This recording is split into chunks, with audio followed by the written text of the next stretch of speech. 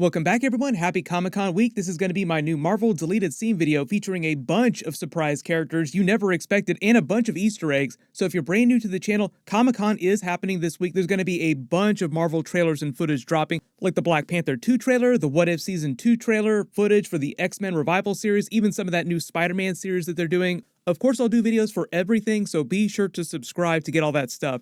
The big Marvel deleted scene features a bunch of characters, like there's a ton of stuff going on in this scene, but the biggest ones are actually President Loki of all people and the Blue Marvel Adam Brashear, along with Marvel Inhumans and some Thor Love and Thunder stuff from the end of that movie with Eternity.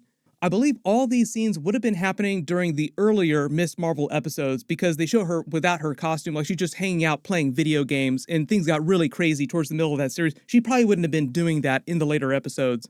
I'll start with the Loki Easter egg first, but what's going on is that this is a version of President Loki that we saw in the Loki series in Miss Marvel's living room while she's playing her PlayStation. That is a PlayStation controller, so you can guess which video game she's playing. Because there's so much weird multiverse Easter egg stuff going on in here, you could theorize she's playing a version of Spider-Man PS4 or the Miles Morales game. That would really twist your brain in a knot to try and figure out how that could possibly work.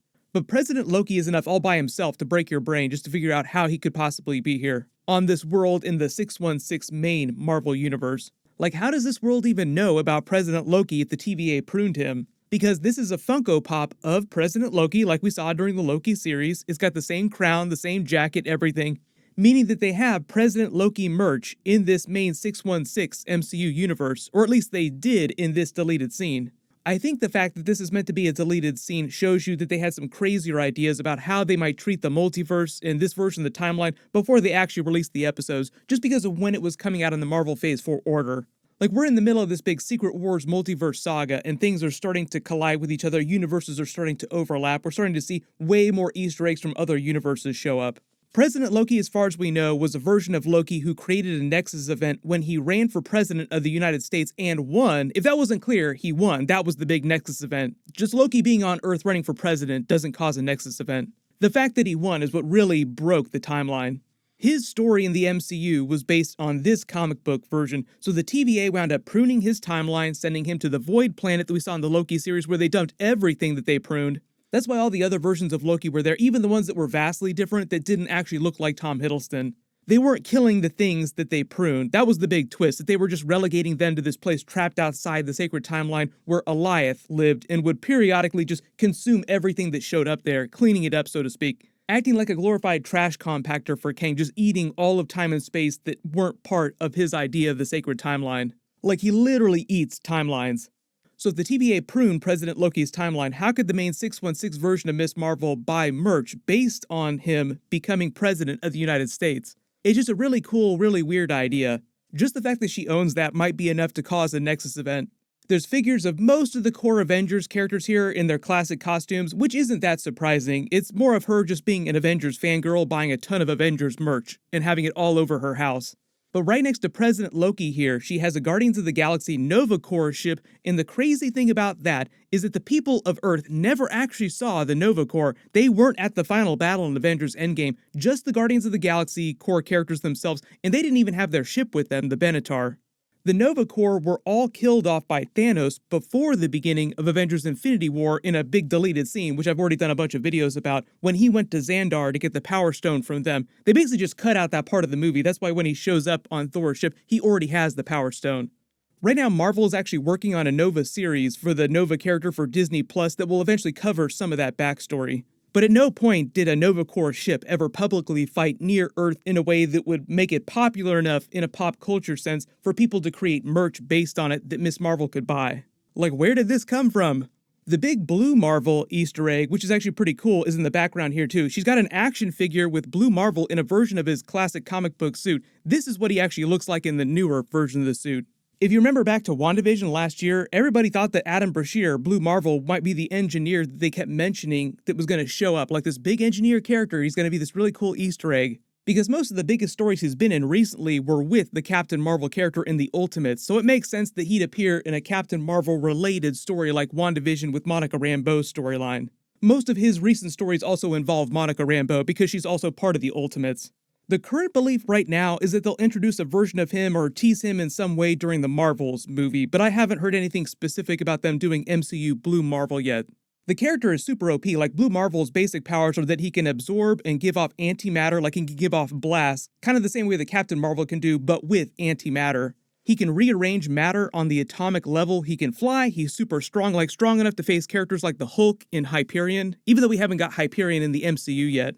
His origin story has a lot of connections with the Fantastic Four because he was trapped in an accident involving the Negative Zone that mutated his body kind of the same way that Monica Rambeau got her powers when she was mutated by passing through the Hex multiple times. They literally told her during that series that your DNA is being mutated at the molecular level. I think it's a little easier to explain how a version of Adam Brashear has already existed on the DL in the background of the MCU movies so far, working for SWORD or another military agency, like in the 616 universe up to this point. But it's harder to explain where full-blown Blue Marvel became a pop culture icon big enough to warrant them creating merch based on his character. It's kind of like the President Loki thing and the Guardians of the Galaxy Nova Corps ship thing, like where did these come from? The big Black Bolt Inhumans Easter egg here, if you look in the background, zoom, enhance, the background on the shelves here, she's got a figure of Black Bolt holding someone up by the neck, getting ready to use his ability to destroy them with his voice. Notice you can see him wearing his classic costume with the exposed part of his mask. We saw a version of Anson Mount come back as the 838 universe version of Black Bolt in Doctor Strange 2, RIP. So they have canonized a version of the Inhumans to the Marvel Cinematic Multiverse, but so far Inhumans haven't appeared inside the main 616 MCU universe, at least as far as we know. There could be ones in the background that we just haven't learned about yet. In the Ms. Marvel finale, they canonized her as a mutant instead of being an Inhuman, like they changed her origin story. I've already explained why they did that. The biggest reason is because they're doing mutants-related stuff during Captain Marvel 2, the Marvels movie, and they wanted her backstory, her powers, to flow with the story during Captain Marvel 2. But also the people who created the Kamala Khan character in the comics said that they actually always wanted to create her as a mutant, but the Marvel people that were in charge of the comics at the time, particularly Ike Perlmutter, forced them to make her an Inhuman instead of making her a mutant character. So actually she was never meant to be an Inhuman. That was just sort of like this legal behind-the-scenes drama that went on when they originally introduced the character back in 2013, 2014. The big Easter egg here for the ending of Thor Love and Thunder is actually for the Singularity character and what happens to Gorr's daughter after Eternity recreates her using its power. When he brings her back, she looks kind of like Eternity, the Singularity character in the comics. That's why a lot of people were asking about the Singularity character after the movie came out. She looks just like Singularity.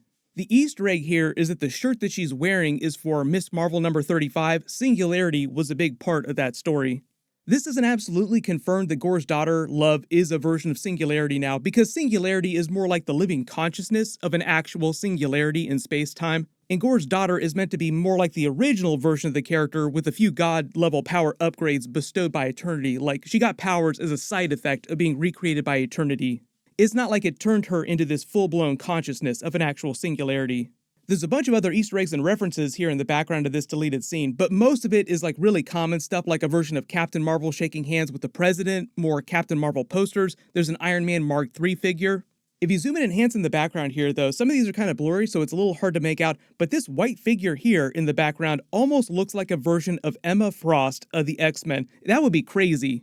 They did just canonize her as a mutant in the MCU. We're going to see more mutant characters in the next couple of years in other Marvel movies. But you can let me know who you think that this character is supposed to be. It's another one of those crazy multiverse-breaking Easter eggs, like where did this come from? Where did she learn about Emma Frost? There's a Star Wars droid behind her here. They've mentioned Star Wars a bunch of times in Marvel movies, so we already know that Star Wars is canon to the MCU. It seems like the other characters next to it here on the left are some Dora Milaje, Wakandan warriors, Asgardian warriors all mixed together that would have all been in the final battle of Avengers Endgame. So that explains why the people around Earth would know about them and be creating merch based on their characters. You can also let me know who you think this other caped figure is next to Vision, because it doesn't look like a version of Thor. It might be just like a second version of Vision, but the capes look just a little bit different, don't look exactly like the capes that Vision wore. One of them almost looks like the version of Vision from WandaVision, where he was dressed like the original comic book version, but it was meant to be more of a Halloween costume version of Vision. There aren't that many capes inside the MCU, so you can let me know who you think that these characters are. But because this scene is specifically meant to be an Easter egg heavy scene, like references to a bunch of different things all over the place, you can let me know if you spotted any other ones that I didn't talk about during the video. I tried to just focus on the big head-turning ones like Blue Marvel, President Loki, Singularity, Thor Love and Thunder. Where'd all this stuff come from? Where did she learn about all this stuff? Who's even selling merch based on characters that got pruned by the TVA that shouldn't be existing in this timeline? Like I said, it's Comic-Con week. There's going to be a bunch of big Marvel panels, a bunch of footage dropping, trailers for some of the stuff. Some of the other stuff they might not release, but I'll do videos for as many things as possible. It's supposed to start with the What If Season 2 trailer, Marvel Zombies, the X-Men Revival series, so I'll do a video for that tomorrow, or as many videos for footage that they release, and then after that will be the big Black Panther 2 panel, and maybe some big announcements about the Marvel movies. There'll be some big DC trailers too, like the Black Adam trailer. Make sure you have alerts enabled for my channel so you don't miss any of that stuff. I'll just keep doing videos for everything until I get through all of it. There's going to be a lot of really cool stuff happening. Speaking of Loki, here's my Loki Season 2 first look video, and you can click here for my Black Panther 2 Doctor Doom video. Thank you so much for watching, everyone stay safe, and I'll see you guys in the next one.